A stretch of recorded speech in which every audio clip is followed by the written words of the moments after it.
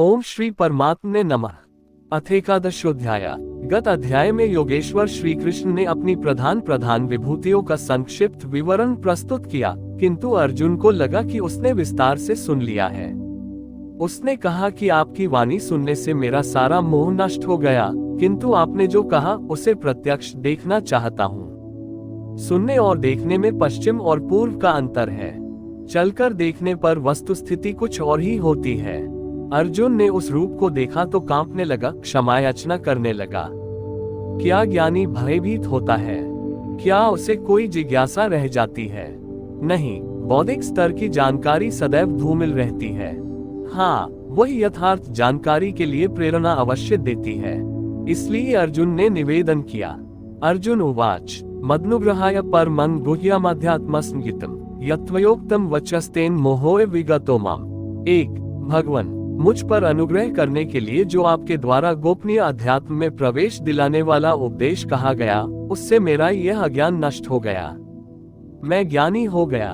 भवाप्यायो हे भूताना श्रुतो विस्तरशो मया त्वत् कमलपत्राक्ष माहात्म्यम्पि चाव्ययम्। 2 क्योंकि हे कमल नेत्र, मैंने भूतों की उत्पत्ति और प्रलय को आपसे विस्तार पूर्वक सुना है तथा आपका अविनाशी प्रभाव भी सुना है।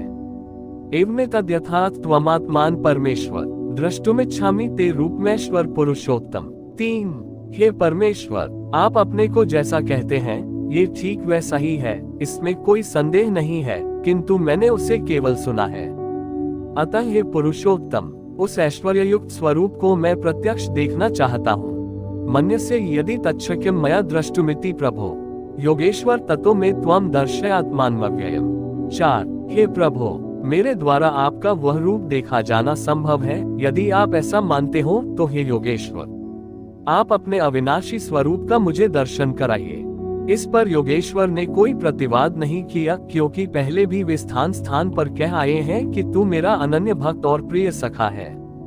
अतः बड़ी प्रसन्नता के साथ उन्होंने अपना स्वरूप दर्शाया। श्री भगवान उवाच पश्य मे पार्थ रूपानि शतशोत्सहस्रश नानाविधानि दिव्यानि नानावर्णाकृतीनि च। 5 पार्थ, मेरे सैकड़ों तथा हजारों नाना प्रकार के और नाना वर्ण तथा आकृति वाले दिव्य स्वरूप को देख। पश्यादित्यान् वसून् रुद्रानश्विनो मरुतस्तथा बहुन्य दृष्टि पूर्वाणि पश्चाश्चर्याणि भारत। 6 हे भारत, अदिति के 12 पुत्रों, 8 वसुओं, 11 रुद्रों, 2 अश्विनी कुमारों और 49 मरुद्गणों को देख तथा अन्य बहुत से पहले तुम्हारे द्वारा कभी न देखे हुए आश्चर्यमय रूपों को देख। इहकस्त जगत्कृत्स्न पश्चाद्य सचराचरम मम देहे गुडाकेश यच्चान्य द्रष्टुमिच्छसि। 7 अर्जुन, अब मेरे इस शरीर में एक ही स्थान पर स्थित हुए चराचर सहित संपूर्ण जगत को देख तथा और भी जो कुछ देखना चाहता है वह देख।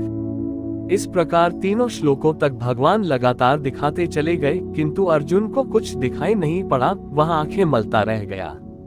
अतः ऐसा दिखाते हुए भगवान सहसा रुक जाते हैं और कहते हैं न तु मां शक्य से द्रष्टुम नैव स्वचक्षुषा दिव्यम ददामि ते चक्षु पश्य मे योगमेश्वरम। 8 अर्जुन, तू मुझे अपने नेत्रों द्वारा अर्थात बौद्धिक दृष्टि द्वारा देखने में समर्थ नहीं है, इसलिए मैं तुझे दिव्य अर्थात अलौकिक दृष्टि देता हूँ, जिससे तू मेरे प्रभाव और योग शक्ति को देख। इधर योगेश्वर श्री कृष्ण की कृपा प्रसाद से अर्जुन को वही दृष्टि प्राप्त हुई, उसने देखा, और उधर योगेश्वर व्यास के कृपा प्रसाद से वही दृष्टि संजय को मिली थी। जो कुछ अर्जुन ने देखा अक्षरश वही संजय ने भी देखा और उसके प्रभाव से अपने को कल्याण का भागी बनाया। स्पष्ट है कि श्री कृष्ण एक योगी के समकक्ष हैं। संजय उवाच एवं मुक्त्वा ततो राजन महायोगेश्वरो हरिः दर्शयामास पार्थाय परमं रूपमेश्वरम। 9 संजय बोला, हे राजन, महायोगेश्वर हरि ने इस प्रकार कहकर उसके उपरांत पार्थ को अपना परम ऐश्वर्ययुक्त दिव्य स्वरूप दिखाया, जो स्वयं योगी हो और दूसरों को भी योग प्रदान करने की जिसमें क्षमता हो। जो योग का स्वामी हो उसे योगेश्वर कहते हैं। इसी प्रकार सर्वस्व का हरण करने वाला हरि है। यदि केवल दुखों का हरण किया और सुख छोड़ दिया तो दुख आएगा। अतः सब पापों के नाश के साथ सर्वस्व का हरण करके अपना स्वरूप देने में जो सक्षम है वह हरि है। उन्होंने पार्थ को अपना दिव्य स्वरूप दिखाया। सामने तो खड़े ही थे। अनेकवक्त्र नैनम ने का अद्भुत दर्शनम अनेक दिव्याभरण दिव्यानेकोद्यतायुधाम। 10 अनेक मुख और नेत्रों से युक्त, अनेक अद्भुत दर्शनों वाले, अनेक दिव्य भूषणों से युक्त और अनेक दिव्य शस्त्रों को हाथों में उठाए हुए तथा दिव्यमाल्याम्बरधर दिव्य गंधानुलेपनम सर्वाश्चर्यमयम देवमनंतम विश्वतोमुखम। 11 दिव्य माला और वस्त्रों को धारण किए हुए, दिव्य गंध का अनुलेपन किए हुए, सब प्रकार आश्चर्यों से युक्त सीमा रहित विराट स्वरूप परमदेव को दृष्टि मिलने पर अर्जुन ने देखा। दिवि सूर्य सहस्रस्य भवेद्युपदुत्थिता यदि भा सदृशी सा स्याद्भासस्तस्य महात्मन। 12 अज्ञान रूपी धृतराष्ट्र संयम रूपी संजय जैसा पीछे आया है। संजय बोला, हे राजन, आकाश में एक साथ 1000 सूर्यों के उदय होने से जितना प्रकाश होता है, वह भी विश्वरूप उन महात्मा के प्रकाश के सदृश कदाचित ही हो। यहाँ श्री कृष्ण महात्मा ही हैं, योगेश्वर थे। तत्रैकस्त जगत कृत्स्न प्रविभक्तम नेग्धा अपश्य देवदेवस्य शरीरे पांडवस्ता। 13 पांडुपुत्र अर्जुन ने पुण्य ही पांडु है, पुण्य ही अनुराग को जन्म देता है। उस समय अनेक प्रकार से विभक्त हुए संपूर्ण जगत को उन परमदेव के शरीर में एक जगह स्थित देखा। तत् स विस्मय विष्टो हृष्ट रोमा धनंजय प्रणम्य शिरसा देव कृतांजलिरभाषत। 14 इसके पश्चात आश्चर्य से युक्त हर्षित रोमों वाला वह अर्जुन परमात्मा देव को शिर से प्रणाम करके पहले भी प्रणाम करता था, किंतु प्रभाव देखने पर सादर प्रणाम कर हाथ जोड़कर बोला। यहाँ अर्जुन ने अंतःकरण से नमन किया और कहा। अर्जुन उवाच पश्यामि देवांस्तव देव देहे सर्वांस तथा भूत विशेषस्थान ब्रह्मानमीश कमलासनस्त मृषींश्च सर्वानुर्गाशच दिव्यान। 15 हे देव, मैं आपके शरीर में संपूर्ण देवों को तथा अनेक भूतों के समुदायों को, कमल के आसन पर बैठे हुए ब्रह्मा को, महादेव को, संपूर्ण ऋषियों को तथा दिव्य सर्पों को देखता हूँ। ये प्रत्यक्ष दर्शन था, कोई कल्पना नहीं, किंतु ऐसा तभी संभव है जब योगेश्वर पूर्णत्व प्राप्त महापुरुष हृदय से दृष्टि प्रदान करे। ये साधन गम्य है। अनेक बाहुदर वक्त्र नेत्रम पश्यामि त्वा सर्वतोनंत रूपम नान्तम न मध्यम न पुनस्त्वादि पश्यामि विश्वेश्वर विश्वरूप। 16 विश्व के स्वामी, मैं आपको अनेक हाथ, पेट, मुख और नेत्रों से युक्त तथा सब ओर से अनंत रूपों वाला देखता हूँ। हे विश्वरूप, न मैं आपके आदि को, न मध्य को और न अंत को ही देखता हूँ, अर्थात आपके आदि, मध्य और अंत का निर्णय नहीं कर पा रहा हूँ। किरीटिन गदिन चक्रन च तेजोराशा सर्वतो दीप्तिमंतम पश्यामि त्वा दुर्निरीक्ष्यम समन्ता अदीप्तानलाकद्युतिम प्रमेयम। 17 मैं आपको मुकुटयुक्त, गदायुक्त, चक्रयुक्त, सब ओर से प्रकाशमान तेजपुंज स्वरूप, प्रज्वलित अग्नि और सूर्य के सदृश देखने में दुष्कर अर्थात कठिनाई से देखा जाने वाला और सब ओर से बुद्धि आदि से ग्रहण न हो सकने वाला अप्रमेय देखता हूँ। इस प्रकार संपूर्ण इंद्रियों से पूर्णतया समर्पित होकर योगेश्वर श्री कृष्ण को इस रूप में देखकर अर्जुन उनकी स्तुति करने लगा। त्वमक्षर परमं वेदितव्यम त्वमस्य विश्वस्य पर निधानम त्वमव्यय शाश्वत धर्म गोप्ता सनातनस्त्वम पुरुषो मतो में। 18 भगवान, आप जानने योग्य परम अक्षर अर्थात अक्षय परमात्मा हैं। आप इस जगत के परम आश्रय हैं। आप शाश्वत धर्म के रक्षक हैं तथा आप अविनाशी सनातन पुरुष हैं, ऐसा मेरा मत है। आत्मा का स्वरूप क्या है? शाश्वत है, सनातन है, अव्यक्त रूप है, अविनाशी है। यहाँ श्री कृष्ण का क्या स्वरूप है? वही शाश्वत, सनातन, अव्यय, अविनाशी अर्थात प्राप्ति के पश्चात महापुरुष भी उसी आत्मभाव में स्थित होता है। तभी तो भगवान और आत्मा एक ही लक्षण वाले हैं। अनादिमध्यांतम वीर्य मनंतबहुं शशि सूर्य नेत्रम पश्यामि त्वा दीप्तहुताश्वक्त्रम स्वतेजसा विश्वमिदं तपन्तम। 19 हे परमात्मन, मैं आपको आदि, मध्य और अंत से रहित, अनंत सामर्थ्य से युक्त, अनंत हाथों वाला पहले हजारों थे, अब अनंत हो गए, चंद्रमा और सूर्य रूपी नेत्रों वाला, तब तो भगवान काने हो गए। एक आंख चंद्रमा की तरह क्षीण प्रकाश वाली और दूसरी सूर्य की तरह सतेज। ऐसा कुछ नहीं है। सूर्य के समान प्रकाश प्रदान करने वाला और चंद्रमा की तरह शीतलता प्रदान करने वाला गुण भगवान में है। शशि सूर्य मात्र प्रतीक है, अर्थात चंद्रमा और सूर्य की दृष्टि वाले तथा प्रज्वलित अग्निरूपी मुख वाला तथा अपने तेज से इस जगत को तपाते हुए देखता हूँ। द्यावा पृथिव्योरुद्मंतर है व्याप्तम त्वयकैन दिशश्च सर्वा दृष्ट्वाद्भुत रूप मुग्रम तवेदम लोकत्रयम प्रव्यथित महात्मन। 20 हे महात्मन, अंतरिक्ष और पृथ्वी के बीच का संपूर्ण आकाश तथा सब दिशाएं एकमात्र आपसे ही परिपूर्ण है। आपके इस अलौकिक भयंकर रूप को देखकर तीनों लोग अत्यंत व्यथित हो रहे हैं। अमी हित्वा सुरसंघा विशन्ति, केचिद भीता प्रांजलयो गृह्णन्ति, स्वस्तीत्युक्त्वा महर्षि सिद्धसंघा, स्तुवन्ति त्वा स्तुतिभिः पुष्कलाभिः। 21 वे देवताओं के समूह आप में ही प्रवेश कर रहे हैं और कई एक भयभीत होकर हाथ जोड़े हुए आपके गुणों का गान कर रहे हैं। महर्षि और सिद्धों के समुदाय स्वस्ति वाचन अर्थात कल्याण हो ऐसा कहते हुए संपूर्ण स्तोत्रों द्वारा आपकी स्तुति कर रहे हैं। रुद्रादित्या वसवो ये च साध्या, विश्वेश्विनो मरुतश्चोष्पाश्च, गंधर्वयक्षासुरसिद्धसंघा, वीक्षन्ते त्वा विस्मिताश्चैर्सवे। 22 रुद्र, आदित्य, वसु, साध्य, विश्वेदेव, अश्विनी कुमार, वायुदेव और उष्णपा ईश्वरीय ऊष्मा ग्रहण करने वाले तथा गंधर्व, यक्ष, राक्षस और सिद्धों के समुदाय सभी आश्चर्य से आपको देख रहे हैं अर्थात देखते हुए भी समझ नहीं पा रहे हैं, क्योंकि उनके पास वह दृष्टि ही नहीं है।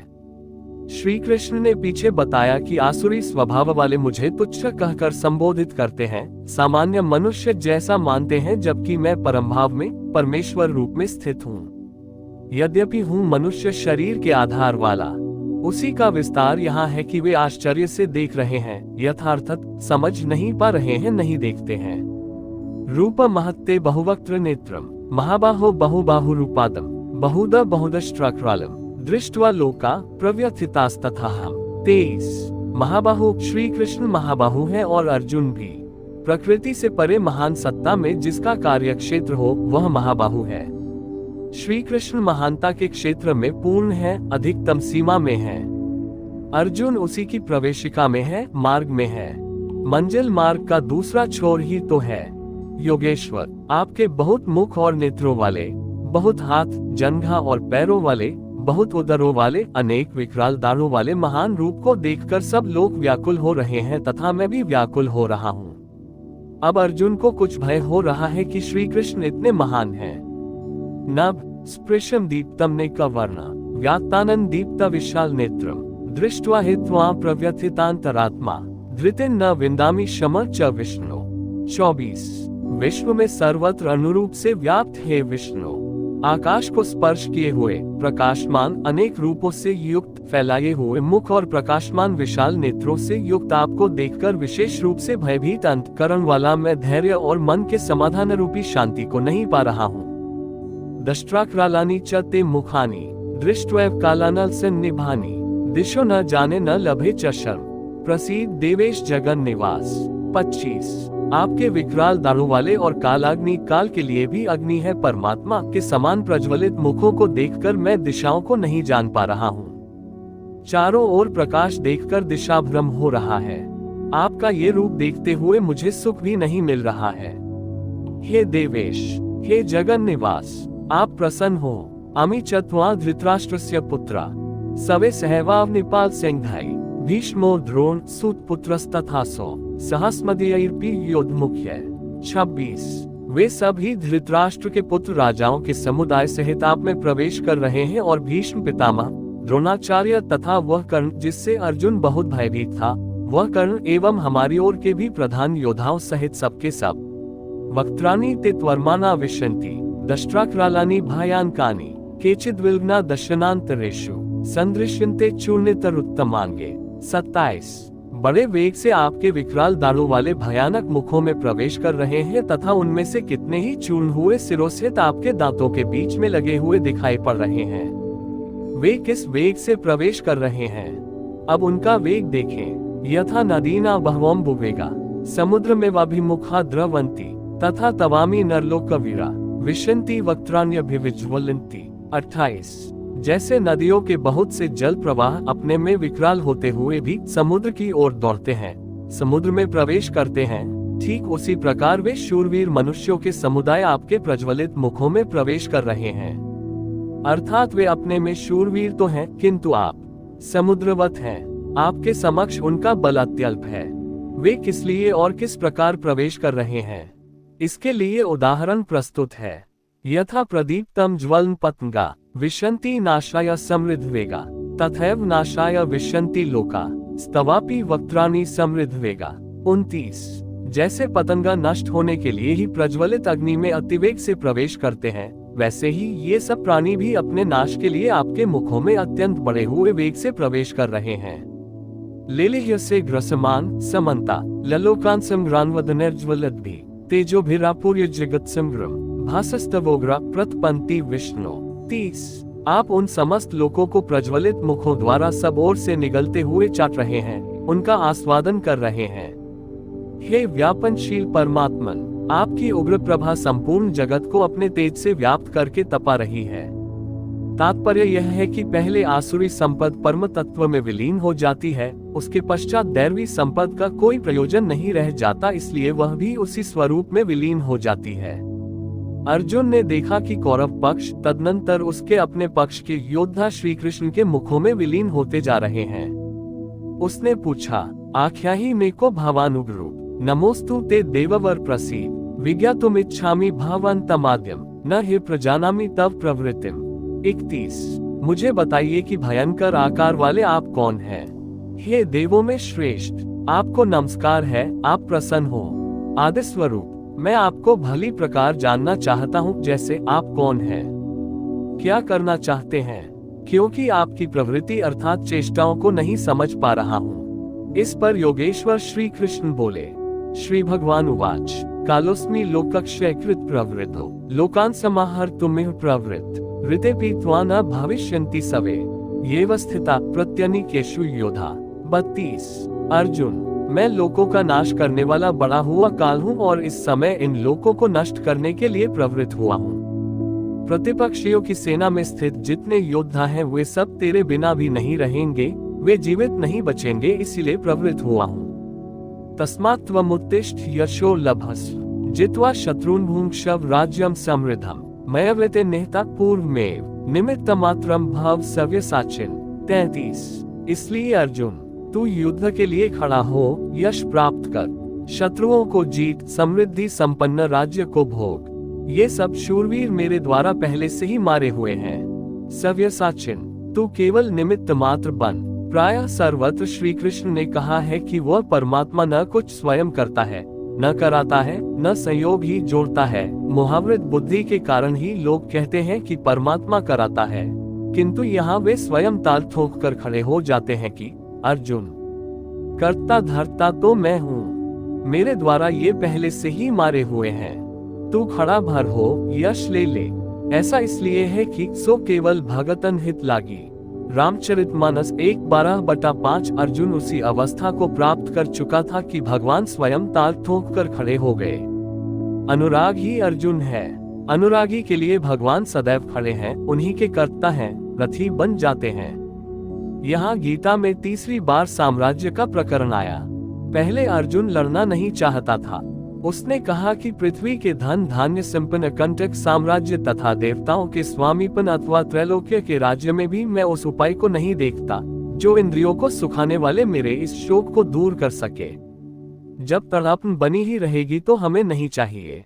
योगेश्वर ने कहा, इस युद्ध में हारोगे तो देवत्व और जीतने पर महामहिम की स्थिति मिलेगी। और यहाँ 11वें अध्याय में कहते हैं कि ये शत्रु मेरे द्वारा मारे गए हैं, तू निमित्त मात्र भर बन जा, यश को प्राप्त कर और समृद्ध राज्य को भोग। फिर वही बात जिस बात से अर्जुन चौंकता है, जिससे वह शोक मिटता हुआ नहीं देखता, क्या श्री कृष्ण फिर भी वही राज्य देंगे?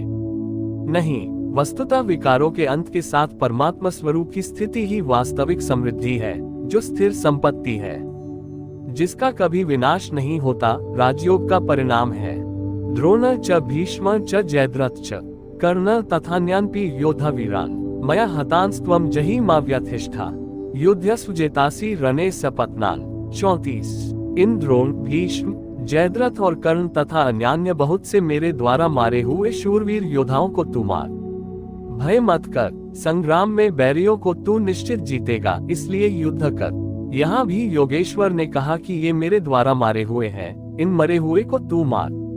स्पष्ट किया कि मैं करता हूँ, जबकि 5वें अध्याय के 13, 14 एवं 15वें श्लोक में उन्होंने कहा भगवान करता है। 18वें अध्याय में वे कहते हैं कि शुभ अथवा अशुभ प्रत्येक कार्य के होने में 5 माध्यम हैं: अधिष्ठान, कर्ता, करण, चेष्टा और दैव। जो कहते हैं कि केवल स्वरूप परमात्मा करते हैं वे अविवेकी हैं, यथार्थ नहीं जानते अर्थात भगवान नहीं करते। ऐसा विरोधाभास क्यों? वस्तुतः प्रकृति और उस परमात्मा पुरुष के बीच एक सीमा रेखा है। जब तक प्रकृति के परमाणुओं का दबाव अधिक रहता है तब तक माया प्रेरणा देती है, और जब साधक उससे ऊपर उठ जाता है ईश्वर, इष्ट अथवा सद्गुरु के कार्य क्षेत्र में प्रवेश प्राप्त कर लेता है। उसके बाद सद्गुरु इष्ट, याद रहे प्रेरक के स्थान पर सद्गुरु परमात्मा इष्ट भगवान पर्यायवाची हैं। कुछ भी कहें, कहता भगवान ही है। हृदय से रथी हो जाता है, आत्मा से जागृत होकर उस अनुरागी साधक का स्वयं पथ संचालन करने लग जाता है। पूज्य महाराज जी कहते थे, हो जिस परमात्मा की हमें चाह है, जिस सतह पर हम खड़े हैं उस सतह पर स्वयं उतरकर जब तक आत्मा से जागृत नहीं हो जाता तब तक सही मात्रा में साधन का आरंभ नहीं होता।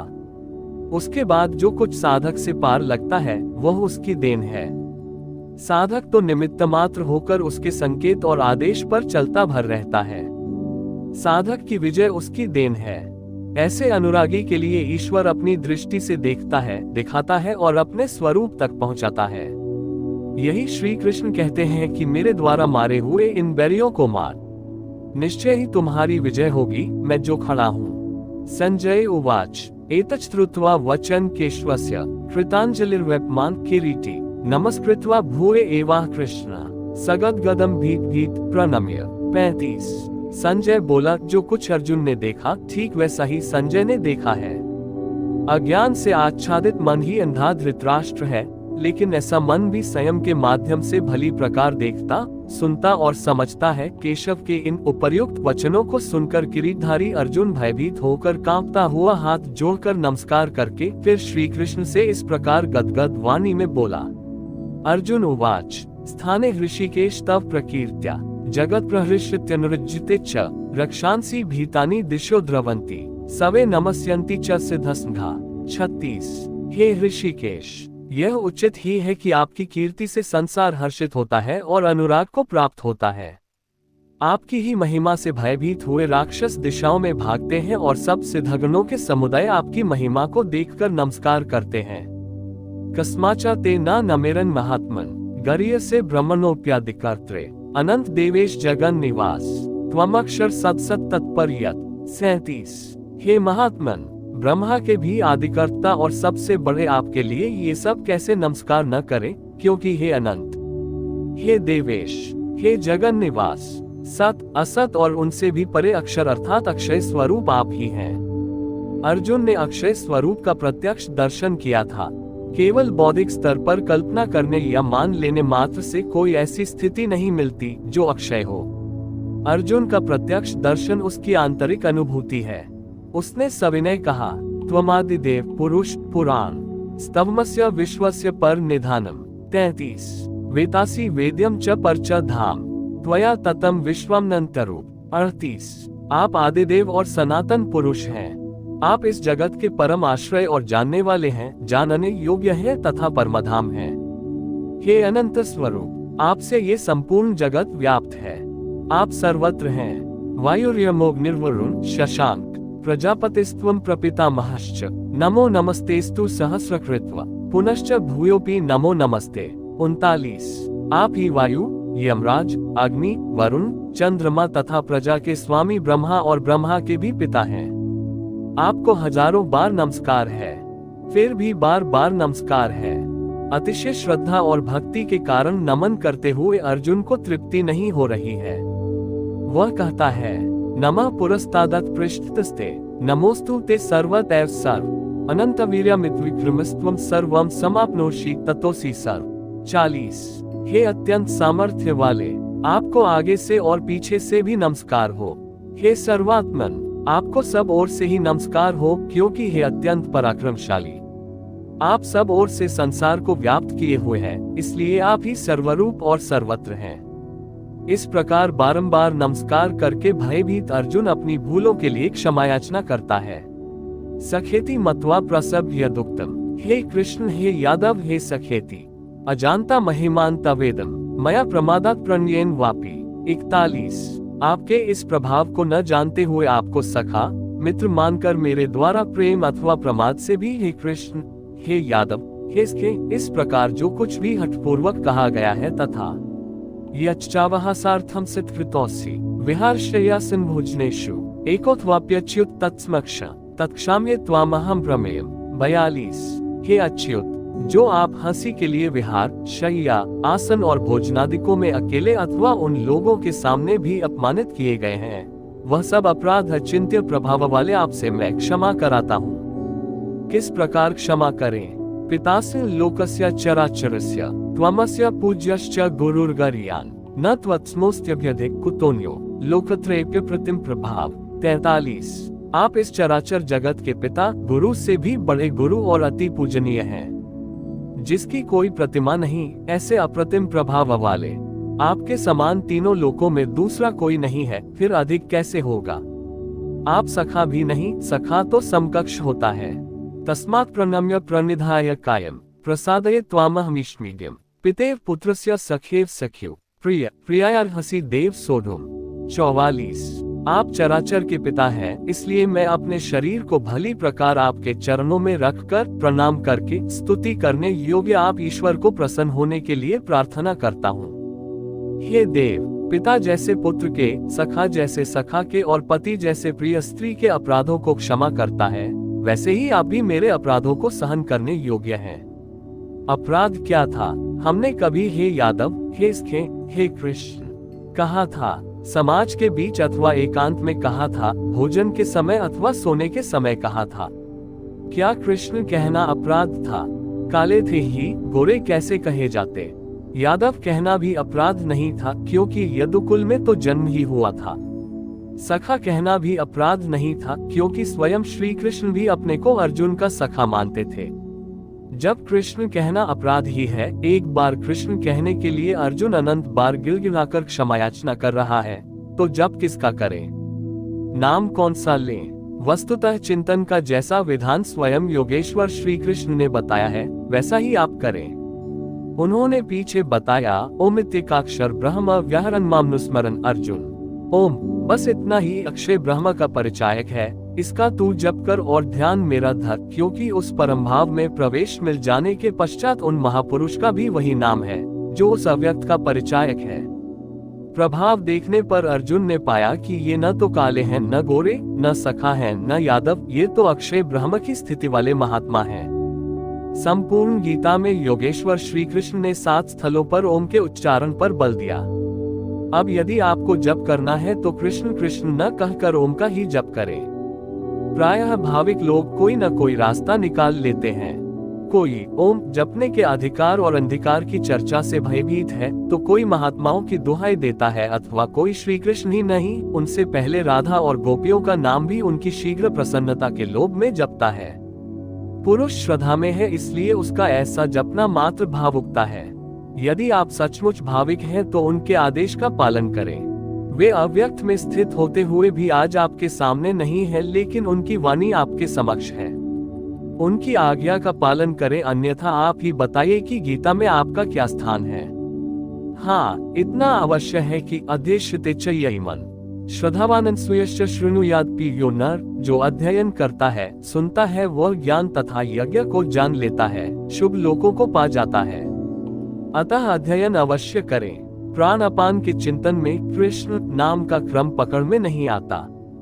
बहुत से लोग कोरी भावुकतावश केवल राधे राधे कहने लगे हैं। आजकल अधिकारियों से काम न होने पर उनके सगे संबंधियों से, प्रेमी या पत्नी से सोर्स लगाकर काम चला लेने की परंपरा है। लोग सोचते हैं कि कदाचित भगवान के घर में भी ऐसा चलता होगा, अतः उन्होंने कृष्ण कहना बंद करके राधे राधे कहना आरंभ कर दिया। वे कहते हैं, राधे राधे श्याम मिला दे। राधा एक बार बिछुड़ी तो स्वयं श्याम से नहीं मिल पाए, वह आपको कैसे मिला दे? अतः अन्य किसी का कहना न मानकर श्री कृष्ण के आदेश को आप अक्षरश माने, ओम का जप करें। हाँ, यहाँ तक उचित है कि राधा हमारा आदर्श है, उतनी ही लगन से हमें भी लगना चाहिए। यदि पाना है तो राधा की तरह विरही बनना है। आगे भी अर्जुन ने कृष्ण कहा। कृष्ण उनका प्रचलित नाम था। ऐसे कई नाम थे, जैसे गोपाल। बहुत से साधक गुरु गुरु या गुरु का प्रचलित नाम भावुकतावश जपना चाहते हैं, किंतु प्राप्ति के पश्चात प्रत्येक महापुरुष का वही नाम है जिस अव्यक्त में वह स्थित है। बहुत से शिष्य प्रश्न करते हैं, गुरुदेव, जब ध्यान आपका करते हैं तो पुराना नाम ओम इत्यादि क्यों जपें, गुरु गुरु अथवा कृष्ण कृष्ण क्यों न कहें? किंतु यहाँ योगेश्वर ने स्पष्ट किया कि अव्यक्त स्वरूप में विलय के साथ महापुरुष का भी वही नाम है जिसमें वह स्थित है। कृष्ण संबोधन था, जपने का नाम नहीं। योगेश्वर श्री कृष्ण से अर्जुन ने अपने अपराधों के लिए क्षमा याचना की, उन्हें स्वाभाविक रूप में आने की प्रार्थना की। श्री कृष्ण मान गए, सहज हो गए, अर्थात उसे क्षमा भी कर दिया।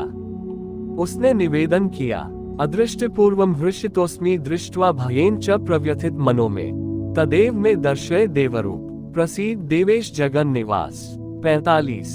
अभी तक अर्जुन के समक्ष योगेश्वर विश्वरूप में है, अतः वह कहता है कि मैं पहले न देखे हुए आपके इस आश्चर्यमय रूप को देखकर हर्षित हो रहा हूँ तथा मेरा मन भय से अति व्याकुल भी हो रहा है। पहले तो सखा समझता था, धनुर्विद्या में कदाचित अपने को कुछ आगे ही पाता था, किंतु अब प्रभाव देखकर भयभीत हो रहा है। पिछले अध्याय में प्रभाव सुनकर वह अपने को ज्ञानी मानता था। क्या ज्ञानी को कहीं भय होता है? वस्तुतः प्रत्यक्ष दर्शन का प्रभाव ही विलक्षण होता है। सब कुछ सुन और मान लेने के बाद भी सब कुछ चलकर जानना शेष ही रहता है।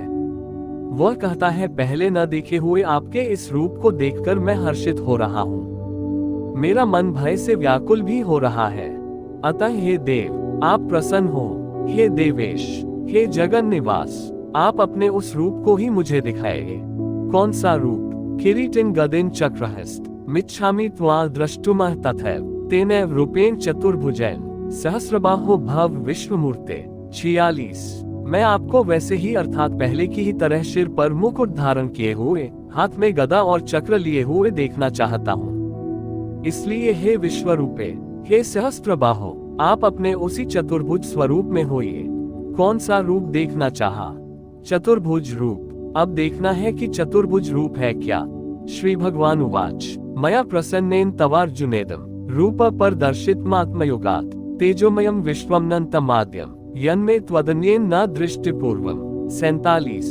इस प्रकार अर्जुन की प्रार्थना सुनकर श्री कृष्ण बोले, अर्जुन, मैंने अनुग्रह पूर्वक अपनी योग शक्ति के प्रभाव से अपना परम तेजो में सबका आदि और सीमारहित विश्वरूप तुझे दिखाया है, जिसे तेरे सिवाय दूसरे किसी ने पहले कभी नहीं देखा। न वेदयज्ञाध्ययनेन दानैः अंच क्रियाभिर्न तपोभिरुग्रैः एवं रूप शक्य अहम नृलोके द्रष्टुम त्वदन्येन कुरु प्रवीर। 48।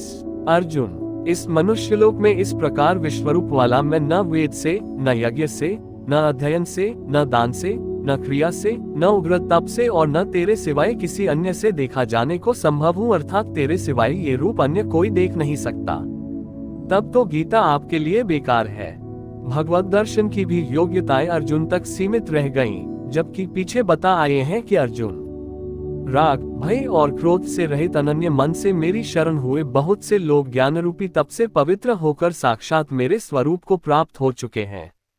यहाँ कहते हैं तेरे सिवाय न कोई देख सका है और न भविष्य में कोई देख सकेगा। अतः अर्जुन कौन है?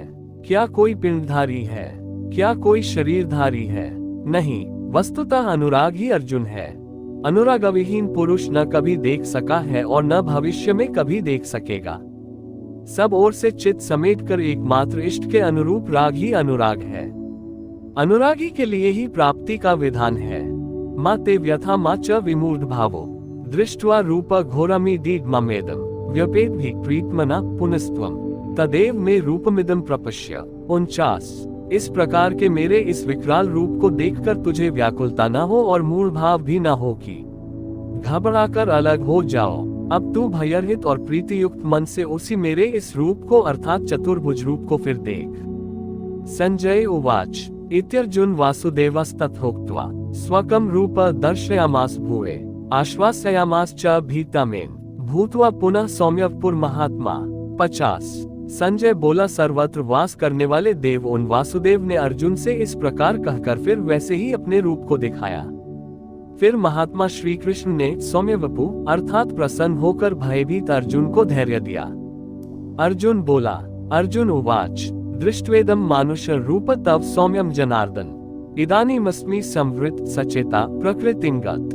51। जनार्दन, आपके इस अत्यंत शांत मनुष्य रूप को देखकर अब मैं प्रसन्नचित हुआ अपने स्वभाव को प्राप्त हो गया हूँ। अर्जुन ने कहा था, भगवान अब आप मुझे उसी चतुर्भुज स्वरूप का दर्शन कराइए। योगेश्वर ने कराया भी, किंतु अर्जुन ने जब देखा तो क्या पाया? मानुष्य रूप, मनुष्य के रूप को देखा। वस्तुतः प्राप्ति के पश्चात महापुरुष ही चतुर्भुज और अनंत भुज कहलाते हैं। 2 भुजा वाला महापुरुष तो अनुरागी के समक्ष बैठा ही है, किंतु अन्यत्र कहीं से कोई स्मरण करता है तो वही महापुरुष उस स्मरणकर्ता से जागृत प्रतीक होकर उसका भी मार्गदर्शन करता है। भुजा कार्य का प्रतीक है। वे भीतर भी कार्य करते हैं और बाहर भी, यही चतुर्भुज स्वरूप है। उनके हाथों में शंख, चक्र, गदा और पद्म क्रमशः वास्तविक लक्ष्य घोष, साधन चक्र का प्रवर्तन, इंद्रियों का दमन और निर्मल निर्लेप कार्य क्षमता का प्रतीक मात्र है। यही कारण है कि चतुर्भुज रूप में उन्हें देखने पर भी अर्जुन ने उन्हें मनुष्य रूप में ही पाया। चतुर्भुज महापुरुषों के शरीर और स्वरूप से कार्य करने की विधि विशेष का नाम है, न कि 4 हाथ वाले कोई श्री कृष्ण थे। श्री भगवान उवाच सुदुर्दर्शमिदं रूप दृष्ट्वा नसि यन्मम देवा अप्यस्य रूपस्य नित्यम दर्शन कांगिक्षण। 52। महात्मा श्री कृष्ण ने कहा, अर्जुन मेरा ये रूप देखने को अति दुर्लभ है, जैसा कि तूने देखा है, क्योंकि देवता भी सदा इस रूप के दर्शन की इच्छा रखते हैं। वस्तुतः सभी लोग संत को पहचान ही नहीं पाते। पूज्य सत्संगी महाराज अंत प्रेरणा वाले पूर्ण महापुरुष थे, लेकिन लोग उन्हें पागल समझते रहे। किसी किसी पुण्यात्मा को आकाशवाणी हुई कि ये सद्गुरु हैं, केवल उन्होंने उन्हें हृदय से पकड़ा, उनके स्वरूप को पाया और अपनी गति पाली। यही श्री कृष्ण कहते हैं कि जिनके हृदय में दैवी संपद जागृत है, वे देवता भी सदा इस रूप के दर्शन की आकांक्षा रखते हैं। तो क्या यज्ञ, दान अथवा वेदाध्ययन से आप देखे जा सकते हैं? वह महात्मा कहते हैं, न हम वेदेन तपसा न दानेन न चैर्जया शक्य एव विधो द्रष्टुम दृष्ट्वा नसी मा यथा। 53। न वेदों से, न तप से, न दान से और न यज्ञ से मैं इस प्रकार देखा जाने को सुलभ हूँ जिस प्रकार तूने देखा है। तब क्या आपको देख पाने का कोई उपाय नहीं है? वे महात्मा कहते हैं, एक उपाय है, भक्त्या त्वनन्यया शक्य हमेव वेदोर्जुन ज्ञातुम द्रष्टुम च तत्त्वेन प्रवेष्टुम च परन्तप। 54। हे श्रेष्ठ तप वाले अर्जुन, अनन्य भक्ति के द्वारा अर्थात सिवाय मेरे अन्य किसी देवता का स्मरण न करते हुए अनन्य श्रद्धा से तो मैं इस प्रकार प्रत्यक्ष देखने के लिए, तत्व से साक्षात जानने के लिए तथा प्रवेश करने के लिए भी सुलभ हूँ, अर्थात उनकी प्राप्ति का एकमात्र सुगम माध्यम अनन्य भक्ति है। अंत में ज्ञान भी अनन्य भक्ति में परिणत हो जाता है, जैसा कि पीछे अध्याय 7 में द्रष्टव्य है। पीछे उन्होंने कहा कि तेरे सिवाय न कोई देख सका है और न कोई देख सकेगा, जबकि यहाँ कहते हैं कि अनन्य भक्ति से न केवल मुझे देखा जा सकता है अपितु साक्षात जाना और मुझ में प्रवेश भी पाया जा सकता है। अर्थात अर्जुन अनन्य भक्त का नाम है, एक अवस्था का नाम है। अनुराग ही अर्जुन है। अंत में योगेश्वर श्री कृष्ण कहते हैं, मत्कर्म कृन्मत परमो मद भक्त संग वर्जित निर्वैर सर्वभूतेषु यः स मामेति पांडव। 55। हे अर्जुन, जो पुरुष मेरे द्वारा निर्दिष्ट कर्म अर्थात नियत कर्म यज्ञात कर्म करता है, मतपरम मेरे परायण होकर करता है, जो मेरा अनन्य भक्त है, संवर्जित किंतु संगदोष में रहते हुए वह कर्म नहीं हो सकता, अतः संगदोष से रहित होकर निर्वैर सर्वभूतेषु संपूर्ण भूत प्राणियों में बैरभाव से रहित है, वह मुझे प्राप्त होता है। तो क्या अर्जुन ने युद्ध किया? प्रण करके क्या उसने जयद्रथ को मारा? यदि उन्हें मारता है तो भगवान को न देख पाता, जबकि अर्जुन ने देखा है। इससे सिद्ध है कि गीता में एक भी श्लोक ऐसा नहीं है जो बाह्य मारकाट का समर्थन करता हो। जो निर्दिष्ट कर्म यज्ञ की प्रक्रिया का आचरण करेगा, जो अनन्य भाव से उनके सिवाय किसी का स्मरण तक नहीं करेगा, जो संदोष से अलग रहेगा, तो युद्ध कैसा? जब आपके साथ कोई है ही नहीं तो आप युद्ध किससे करेंगे? संपूर्ण भूत प्राणियों में जो बैरभाव से रहित है, मन से भी किसी को सताने की कल्पना न करे, वही मुझे प्राप्त होता है। तो क्या अर्जुन ने लड़ाई ली? कभी नहीं। वस्तुतः संदोष से अलग रहकर जब आप अनन्य चिंतन में लगते हैं, निर्धारित यज्ञ की क्रिया में प्रवृत्त होते हैं, उस समय परिपंथी राग द्वेष काम क्रोध इत्यादि दुर्जय शत्रु बाधा के रूप में प्रत्यक्ष ही हैं। उनका पार पाना ही युद्ध है।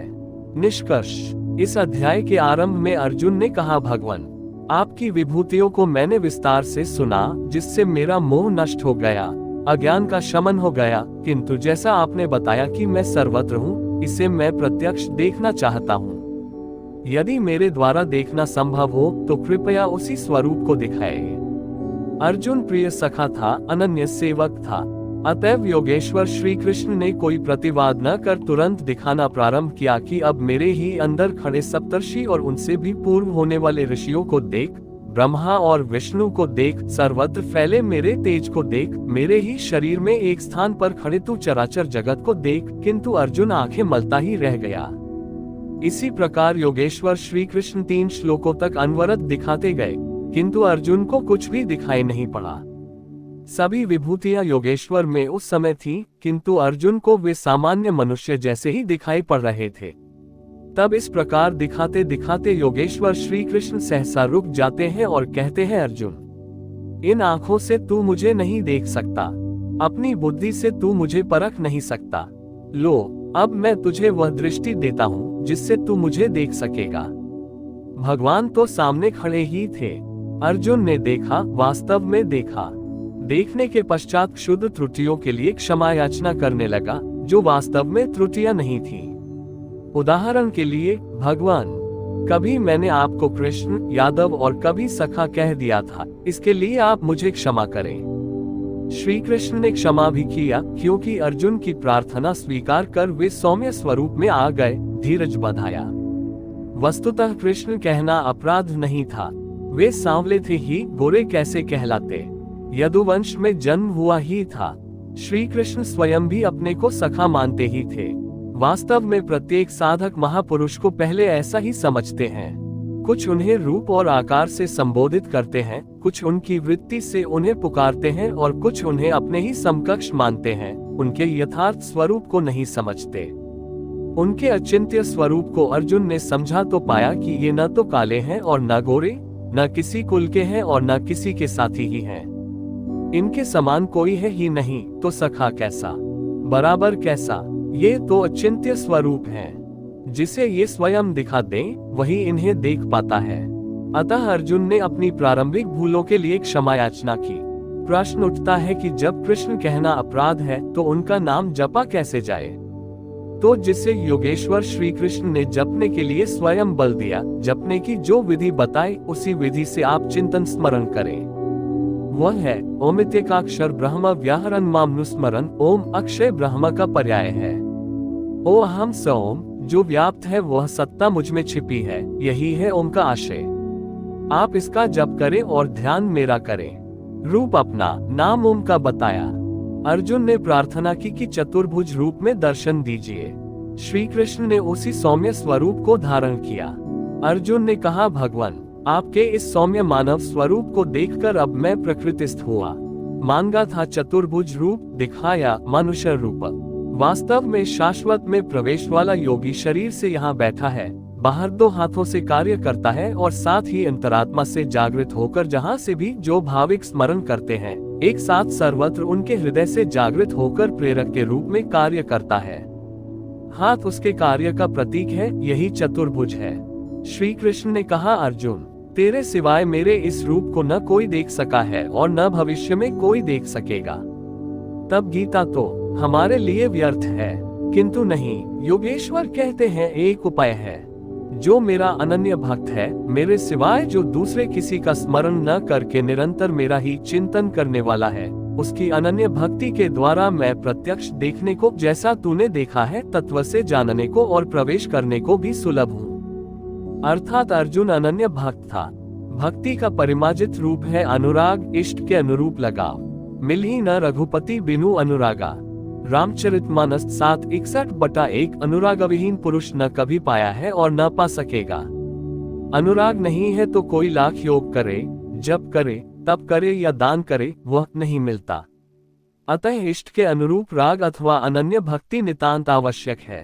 अंत में श्री कृष्ण ने कहा, अर्जुन मेरे द्वारा निर्दिष्ट कर्म को कर, मेरा अनन्य भक्त होकर कर, मेरी शरण होकर कर, किंतु संगदोष से अलग रहकर। संगदोष में ये कर्म हो ही नहीं सकता, अतः संगदोष इस कर्म के संपादित होने में बाधक है। जो बैरभाव से रहित है वही मुझे प्राप्त करता है। जब संगदोष नहीं है, जहाँ हमें छोड़कर दूसरा कोई है ही नहीं, बैर का मानसिक संकल्प भी नहीं है, तो युद्ध कैसा। बाहर दुनिया में लड़ाई झगड़े होते रहते हैं, किंतु विजय जीतने वालों को भी नहीं मिलती। दुर्जय संसार रूपी शत्रु को असंगता रूपी शस्त्र से काटकर परम में प्रवेश पा जाना ही वास्तविक विजय है, जिसके पीछे हार नहीं है। इस अध्याय में पहले तो योगेश्वर श्री कृष्ण ने अर्जुन को दृष्टि प्रदान की, फिर अपने विश्वरूप का दर्शन कराया। अतः ओम तत्सदिति श्रीमद्भगवद्गीतासु उपनिषत्सु ब्रह्मविद्यायां योगशास्त्रे श्री कृष्ण अर्जुन संवादे विश्वरूपा दर्शनायोगो नाम एकादशोऽध्याय। 11। इस प्रकार श्रीमद् भगवद गीता रूपी उपनिषद एवं ब्रह्मविद्या तथा योग शास्त्र विषयक श्री कृष्ण और अर्जुन के संवाद में विश्वरूपा दर्शन योग नामक 11वां अध्याय पूर्ण होता है।